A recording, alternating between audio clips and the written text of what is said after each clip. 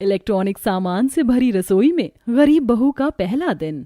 कमाल है नित्या, तेरी शादी भी हो गई और तूने हमें खबर भी नहीं दी। तभी तो मैं सोचूं कि तू इतने दिन से कॉलेज क्यों नहीं आई। माफ करना प्रीता, सब कुछ इतना जल्दी में हुआ कि मैं किसी को बता ही नहीं पाई। तूने अपनी बेस्ट फ्रेंड को ही अपनी शादी में नहीं बुलाया? अरे इतना नाराज क्यों होती है? मैं आज ही तुझे अपने घर ले चलती हूँ, इसी बहाने तू मेरा ससुराल भी देख लेगी। नित्या कॉलेज खत्म होने के बाद प्रीता को अपने ससुराल लेकर गई। फिर दोनों ने एक बड़े सोफे पर बैठकर चाय पी और फिर नित्या ने उसे अपना घर दिखाया, जिसमें आलीशान इलेक्ट्रॉनिक सामान से भरा एक शानदार किचन था।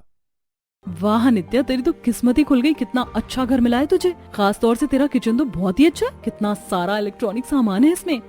इसमें नया क्या है प्रीता? ये सामान तो मेरे घर में भी था, इसमें इतना नया क्या है? हाँ हाँ, मैं तो मजाक कर रही थी। किसी तरह प्रीता ने बात को संभाला और फिर वहां से अपने घर के लिए निकल गई। रास्ते में प्रीता नित्या के घर रखे इलेक्ट्रॉनिक सामान के बारे में ही सोच रही थी। काश हमारे घर में भी ऐसा ही सामान होता। नित्या की रसोई कितनी कमाल की लग रही थी। मैं तो बस ऐसी चीजों के बारे में सोचकर ही रह जाती हूँ। कुछ देर बाद प्रीता अपने घर पहुंच गई। वहां उसने देखा कि उसकी माँ मिट्टी के चूल्हे पर खाना बना रही थी, जिसे देखकर प्रीता को फिर से नित्या के किचन का ध्यान आ गया। प्रीता एक गरीब घर की लड़की थी। उसकी माँ पार्वती ऐसे ही किसी अमीर घराने में सफाई किया करती और उसका पिता एक बड़ी इलेक्ट्रॉनिक शॉप पर काम किया करता और उससे वो जितने पैसे कमाते उन्हें प्रीता को पढ़ाई में लगा देते थे। वो प्रीता को अच्छे बड़े कॉलेज में पढ़ा रहे थे ताकि उनकी बेटी एक दिन कामयाब होकर उनका सहारा बने, और इसी वजह से उनके घर में अभी भी गरीबी थी। प्रीता सोच में खोई हुई थी कि तभी अरे प्रीता बेटा, तू आ गई। खाना तैयार हो गया है, जल्दी से हाथ मुंह धोकर आ जा, फिर हम साथ बैठकर गर्मा गर्म खाना खाएंगे। ठीक है माँ। प्रीता बाहर नल से हाथ मुंह धोकर घर में जाती है, जहां उसके माता पिता चटाई पर बैठकर खाना खाने के लिए उसका इंतजार कर रहे थे। प्रीता भी उनके साथ खाना खाने के लिए बैठ जाती है। फिर थोड़ी देर बाद, प्रीता बेटा, मैं देख रहा हूँ कि आज तो बाकी दिनों से काफी परेशान नजर आ रही है। क्या कोई बात है? हाँ प्रीता, हम तेरे माँ बाप हैं, तू हमें अपनी परेशानी बता सकती है। क्या पता हम तेरे लिए कोई हल ढूंढ निकालें। माँ बाबा, आज मेरी सहेली नित्या बहुत दिनों बाद कॉलेज आई थी। उससे पूछने पर पता चला कि उसकी शादी हो गई है। वो आज हमें अपने घर लेकर गई और वहाँ प्रीता अपने माँ बाप को नित्या के घर के बारे में बताने लगी कि नित्या का घर कितना बड़ा और मॉडर्न है। प्रीता घर के बारे में बताते हुए खो जाती है। और नित्या का किचन, वो तो बहुत ही शानदार है। उसमें कितनी सारी इलेक्ट्रॉनिक मशीन है। खाना बनाने में उसे भी दिक्कत नहीं होती होगी। पता नहीं मुझे ऐसा घर और किचन कब मिलेगा। मैं तो बस सोचती ही रहती हूँ और समय गुजरता रहता है। बेटा, हम तुझे इतने अच्छे महंगे कॉलेज में आखिर क्यों पढ़ा रहे हैं? ताकि तू कामयाब होकर अपने सारे सपने पूरे कर सके। एक दिन तू भी अपनी कमाई से ऐसा घर बनाएगी। क्या? लेकिन माँ, इस सब में तो काफी समय लग जाएगा। मैं रोज बड़े घर के सपने देखती हूँ और आप दोनों को इस सब से कोई परवाह नहीं। आप चाहते हैं कि मैं खुद ही अपने बलबूते पर सब कुछ करूँ। बेटा, हर कामयाब इंसान अपने बलबूते पर ही कामयाब बनता है। हमें तुझसे काफी उम्मीदें हैं कि तू एक दिन हमारा सपना साकार करेगी। इस पर प्रीता कुछ नहीं बोलती, लेकिन अपने माँ बाप की बातें सुनकर वो बहुत ज्यादा परेशान हो गई थी। दिन गुजर रहे थे और अब प्रीता रोज कॉलेज से मुंह लटकाए घर आती और पूरा दिन घर में उदास बैठी रहती। उसे लगा था कि अब उसे अपने बड़े घर के सपनों को छोड़ देना चाहिए, और ये सब देखकर उसके माँ बाप भी काफी परेशान थे। वो अपनी बेटी को इस तरह नहीं देख सकते थे। प्रीता ने अब उम्मीद लगानी छोड़ दी, जिसकी वजह से वो ठीक से खा पी नहीं पा रही थी और दिन पे दिन कमजोर होती जा रही थी। अब हरीश और पार्वती को अपनी बेटी की काफी चिंता होने लगी। फिर एक दिन, प्रीता बेटा, आज तुझे देखने रिश्ते वाले आ रहे हैं। अच्छे से नहा धोकर तैयार हो जा। क्या माँ? कब? कैसे? तेरे पिता जिस इलेक्ट्रॉनिक शॉप में काम करते हैं, उसके मालिक से उनकी काफी अच्छी बातचीत है, इसलिए तेरे पिताजी ने उनसे तेरे रिश्ते की बात की और उन्होंने तुझे देखने के लिए हामी भी भर ली। बड़े अच्छे लोग लगते हैं। Electronic shop? माँ, वो तो बहुत अमीर होंगे ना? हाँ, काफी अमीर है, इसीलिए तो तेरे पिता ने उन्हें चुना, ताकि तू बड़े आलीशान घर में खुशी खुशी अपनी मर्जी की जिंदगी जी सके। अपनी माँ की बात सुनकर प्रीता की आंखों में आंसू आ गए कि किस तरह उसके माँ बाप उसके लिए कुछ भी करने को तैयार थे। उन्होंने प्रीता के सपनों को सच करने के लिए अपने सपनों की कुर्बानी दी और अपनी अब तक की सारी मेहनत को भुलाकर प्रीता के बारे में सोचा। प्रीता अपनी माँ को गले लगाकर रोने लगी। फिर थोड़ी देर बाद उनके घर के सामने एक बड़ी गाड़ी आकर रुकी, जिसमें बैठकर मनोज और सुषमा अपने बेटे राज के लिए प्रीता का हाथ मांगने आई। पार्वती प्रीता को तैयार करके उनके सामने लाई। मुझे बड़ी खुशी होगी अगर आपकी बेटी हमारे घर की बहू बनेगी। हाँ, मैं ऐसे ही किसी पढ़ी लिखी लेकिन सीधे साधे घर की लड़की को अपनी बहू बनाना चाहता था। मुझे पता नहीं था कि मेरे शॉप पर ही काम करने वाली की बेटी मेरे घर की बहू बनेगी। मैं उम्मीद करती हूँ कि आपकी बेटी हमारे यहाँ अच्छे से रहेगी। मनोज और सुषमा प्रीता को रोका करके चले गई। फिर थोड़े दिन बाद प्रीता और राज की शादी हो गई और आखिरकार प्रीता अपने मन की पसंद के ससुराल में आ गई। कितना आलीशान घर है ये। यहाँ तो एक कमरा भी हमारी झोपड़ी से बड़ा है। यकीन नहीं होता कि कल तक मैं जिस घर के सपने देखती थी आज मैं वैसे ही घर में बहू बनकर आई हूँ। ये मेरा कमरा है। सच में मुझे तो रानियों जैसा महसूस हो रहा है। प्रीता अपनी सोच में पूरी तरह से खोई हुई थी कि तभी उसका पति राज उसके कंधे को थपथपाता है। अरे प्रीता, तुम इतनी गहरी सोच में क्यों खोई हुई हो? मैंने तुम्हें कई बार पुकारा लेकिन तुमने सुना ही नहीं। तुम्हें पता है ना, कल तुम्हारी पहली रसोई की रस्म है। तुम्हें कल जल्दी उठना होगा। अब तुम्हें सो जाना चाहिए। प्रीता राज की बात मानकर कपड़े बदल कर सो गई।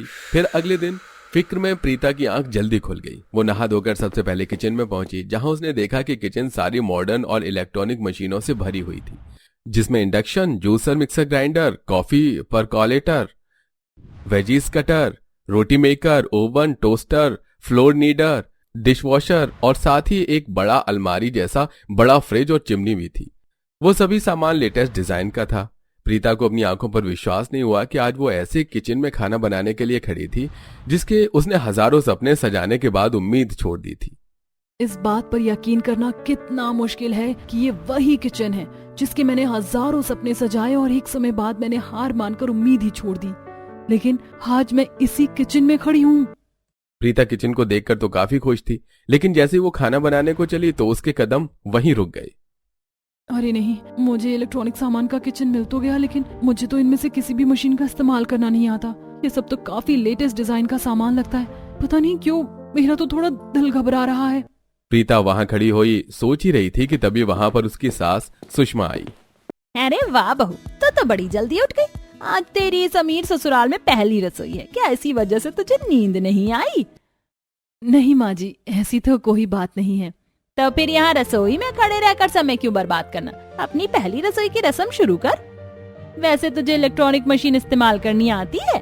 क्योंकि जहाँ तक मुझे याद है मैंने तेरी झोपड़ी के बाहर एक मिट्टी का चूल्हा देखा था। अगर तू चाहे तो मैं अपने शेफ को बुलवाकर खाना बनवा लूंगी। नहीं माँ जी, आज मेरी पहली रसोई है इसलिए आज मैं ही खाना बनाऊंगी। ठीक है तो बना ले, मैं तेरे खाने का इंतजार करूंगी। सुषमा प्रीता की बिना मदद किए और उसे बिना कुछ बताए ही वहां से चली गई। प्रीता को इस बात का काफी बुरा लगा कि उसकी सास का बर्ताव पहले दिन से ही उसके साथ अच्छा नहीं था। प्रीता ने फिर उन मशीनों को देखा और घबराए मन से खाना बनाने की कोशिश करने लगी। प्रीता को अभी भी कुछ भी समझ में नहीं आ रहा था। उसकी मदद करने के लिए भी वहां कोई नहीं था कि तभी उसने किचन के बाहर से अपनी नंद आलिया को जाते देखा। उसने जल्दी से आवाज लगाकर आलिया को वहां बुलाया। क्या बात है भाभी, जल्दी बताइए, मुझे कहीं जाना है, मुझे देर हो रही है। वो आलिया, मेरी समझ में नहीं आ रहा कि किचन में अजीब सी मशीन किस काम के लिए इस्तेमाल होती है, तो मुझे एक बार बता दो। क्या भाभी, आपको इनका इस्तेमाल करना नहीं आता? आप तो पढ़ी लिखी है ना। और जहाँ तक मुझे याद है मैंने आपको अपने ही कॉलेज में देखा था। फिर क्या आपके घर में ये सब सामान नहीं है? हाँ है तो, लेकिन इतना लेटेस्ट नहीं है, इसीलिए। आलिया ने प्रीता की बात पर आंखें फेरते हुए उसे एक ही सांस में उंगली से इशारा करते हुए सिर्फ सारी मशीनों के नाम बता दिया और चली गई। और प्रीता वहां पर वहीं खड़ी रह गई। अरे नहीं, आलिया तो सिर्फ मुझे इन मशीनों के बारे में बताकर चली गई। इनका इस्तेमाल कैसे करते हैं ये तो मुझे अभी भी नहीं पता। अब मैं क्या करूं? मेरे ख्याल से शायद ये आटा गूंथने की मशीन है। इसमें आटा किस तरह से गूंथेगा? प्रीता ने फ्लोर नीडर में आटा डाला और बिना पानी डाले उसे ऑन कर दिया, जिससे मशीन तो चलने लगी लेकिन आटा नहीं गूंथ रहा था। प्रीता ये देख सोचने लगी कि क्या कमी है। फिर उसने याद करके पानी डाला और आटा गूंथना शुरू हो गया।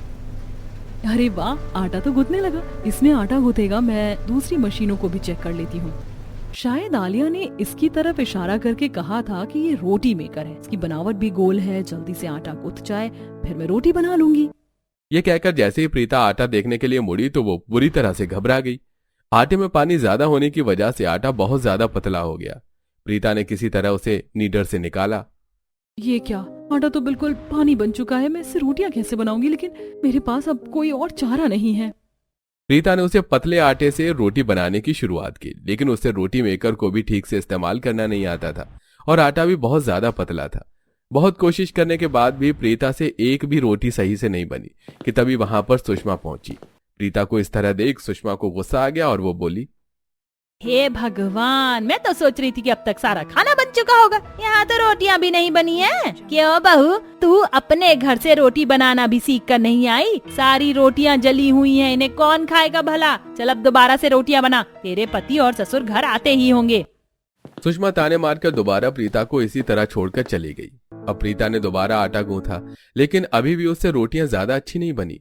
फिर उसने सब्जी कटर से सब्जियां डाली और उसे चालू किया, लेकिन प्रीता के पता न होने की वजह से सारी सब्जियों का भरता बन गया।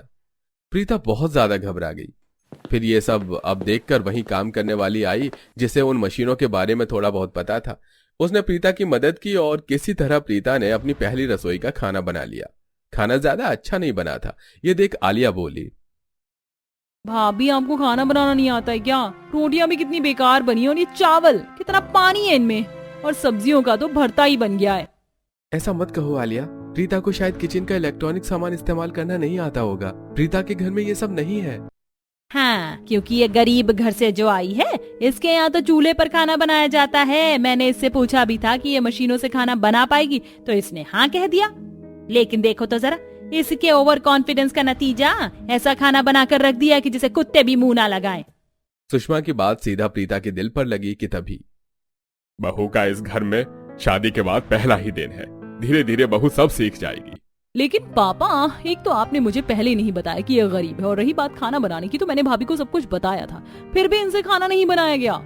प्रीता को अपनी सास और नंद की बातें सुनकर रोना आ रहा था। उसने देखा कि सब कुछ इतना आसान नहीं था जितना कि उसने सोचा।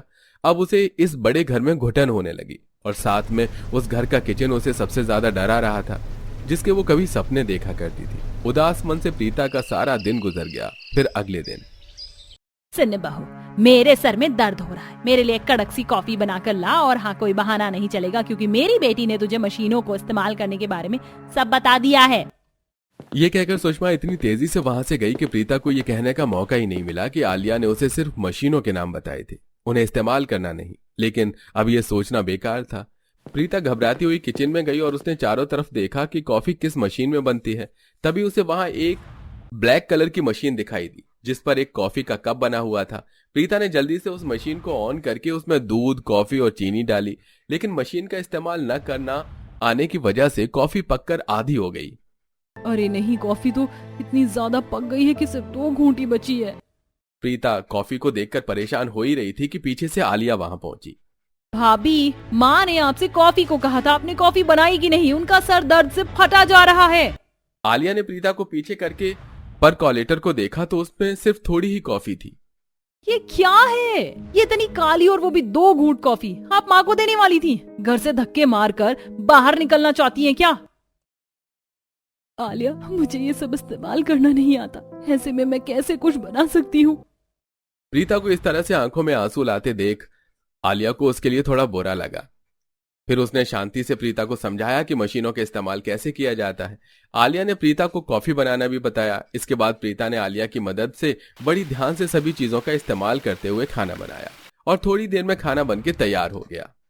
आलिया, मैं तुम्हारा ये एहसान कभी नहीं भूलूंगी, और सच में ये इलेक्ट्रॉनिक मशीनें तो कमाल है, इनसे कितना झटपट खाना बन जाता है।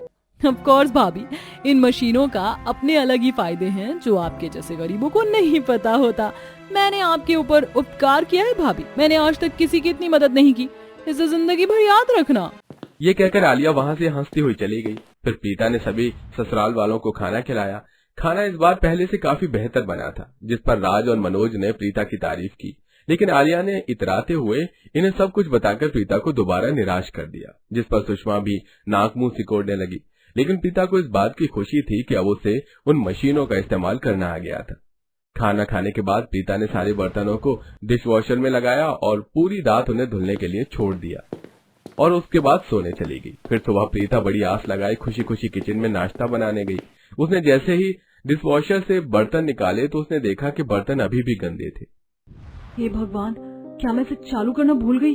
लेकिन मैंने तो इसे चालू किया था। प्रीता ने देखा कि डिश वॉशर का प्लग लगा हुआ था और स्विच भी खुला हुआ था, लेकिन डिश वॉशर नहीं चल रहा था। प्रीता ने बार बार कोशिश की लेकिन वो नहीं चला। यह देख प्रीता ने और मशीनों को भी चलाकर देखा।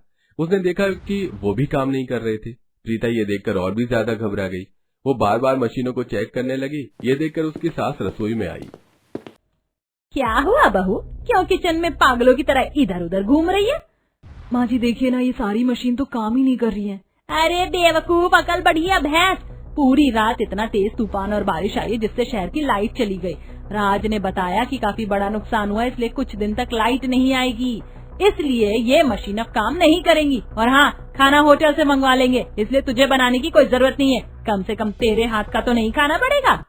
इतनी परेशानी उठाने के बाद जब प्रीता को आखिर उन मशीनों पर खाना बनाना आ गया था तो अब लाइट की मुसीबत आकर खड़ी हो गई। रोज रोज होटल का खाना खाकर प्रीता और उसके ससुराल वाले परेशान हो चुके थे। उनके मॉडर्न किचन में गंदे बर्तन सड़ रहे थे। घर में अब बड़ी बड़ी लाइटों की जगह छोटी छोटी मोमबत्तियां जलने लगी। ये सबसे परेशान होकर प्रीता ने अपनी माँ को फोन किया। माँ मुझे वापस बुला लो माँ, मैं अपने घर आना चाहती हूँ। मुझे नहीं चाहिए ये अमीर और आलीशान बंगला, मुझे मेरी झोपड़ी में ही रहना है। मुझे माफ कर दो माँ, मैंने आपको इस सब के लिए कितना परेशान किया, लेकिन आज मैंने देख लिया कि इस सब से कोई फायदा नहीं। रो मत बेटा, मुझे बात बता, क्या बात है? फिर प्रीता ने अपनी माँ को अब तक हुई सारी बातें बताई। इस पर उसकी माँ ने कहा, प्रीता, रसोई सिर्फ मिट्टी के चूल्हे और इलेक्ट्रॉनिक सामान की ही नहीं होती। तेरी रसोई में ज्यादा इलेक्ट्रॉनिक मशीनें हैं। अपनी माँ की बात सुनते ही प्रीता को एकदम से ध्यान आया कि लोग नॉर्मली गैस सिलेंडर, स्टोव और बर्तन धोने के लिए किचन भी तो लगवाते हैं। इतने सारे रसोई में इतना इलेक्ट्रॉनिक सामान होने की कोई जरूरत नहीं। प्रीता ने राज को बुलाकर उससे किचन में एक गैस सिलेंडर, स्टोव, नए बर्तन और बर्तन धोने के लिए सिंक लगवाने की बात की। राज ने प्रीता के कहने पर रसोई में सारी फैसिलिटीज करवा दी। अरे वाह प्रीता, तुमने तो बहुत अच्छा खाना बनाया है। सच में हमने पहली बार आग पर बना खाना खाया है, वो तब जब हमारे घर में लाइट ही नहीं है। सच में बहू, ये तो कमाल ही हो गया। आज पहली बार हमने घर में बिना लाइट के भी घर का बना ताजा खाना खाया। मुझे पता था कि मेरी बहू बहुत होनहार है। वैसे भी इतनी मशीन होने का कोई फायदा नहीं। लोग काम कम करते हैं जिससे वो आलसी हो जाते हैं। सच में भाभी, ये कुकर में बनी बिरयानी तो होटल की बिरयानी से भी ज्यादा अच्छी है। प्रीता अब काफी खुश थी। उसने सभी को खाना खिलाकर गंदे बर्तनों को सिंक में धोया। अब प्रीता को इतनी सारी इलेक्ट्रॉनिक चीजों की जरूरत नहीं थी, इसलिए उसने उन्हें वहां से हटवा दिया। अब रसोई में सिर्फ एक ओवन, फ्रिज और चिमनी और सारा सामान था। प्रीता चाकू से सब्जियां काटती है और उन्हें कढ़ाई में बनाया करती, जिसे उसकी माँ बनाया करती थी, और सभी को उसके हाथों का बना खाना काफी पसंद आ रहा था।